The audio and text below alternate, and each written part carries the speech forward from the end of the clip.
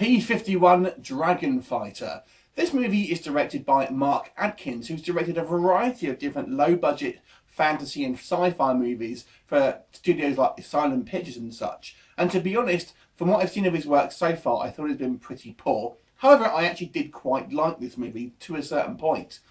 The story here is basically set in World War II in North Africa. And the Nazis are developing a kind of occult means to try and win the war, and they're actually breeding dragons with the help of some kind of female sorceries or witch types.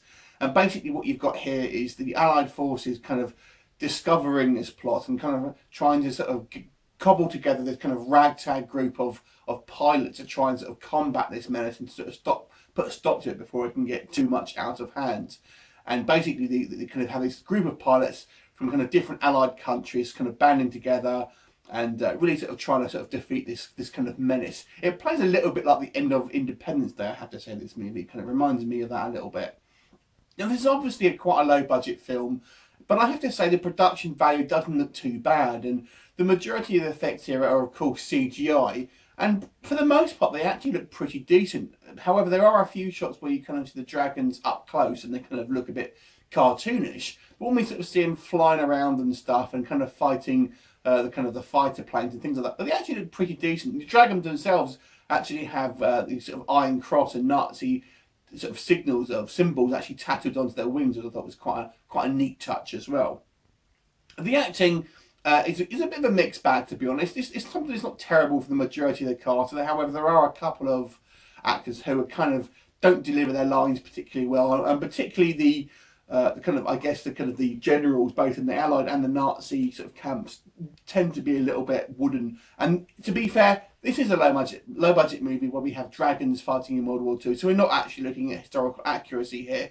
But if you kind of look past that, the fact that there are dragons in this, it isn't a particularly realistic depiction of World War II by any stretch of the imagination. If anyone was actually expecting that, there are a few sort of inaccuracies here. But nevertheless, I actually thought it was quite an entertaining movie, and it was quite an interesting premise. And you know, the actual action keeps you quite engaged. You know, you're not going to see some amazing sort of science fiction dogfights. It's all relatively low budget, but I always try and judge low budget movies by the kind of budget that they could possibly do. I have to say though, this film did lag in the middle somewhat. It's not a particularly long movie, but the middle does drag a little bit. There's two action set pieces really, one towards the beginning of the movie and one sort of towards the end, as you'd expect, where they actually have both an aerial sort of underground assault on this kind of Nazi stronghold. Now, they're okay, they're not massively thrilling because obviously there's only really a handful of actors in this movie and the effects can only stretch so far, but they do a decent enough job based on the budget. But overall, I think it's probably an above average B movie, and I'm glad to see Mark Adkins actually doing some better work here. So I'm going to give this movie a 6.5 out of 10. Have you seen it? What did you think? Leave me a comment and I'll look forward to seeing you next time. Bye for now.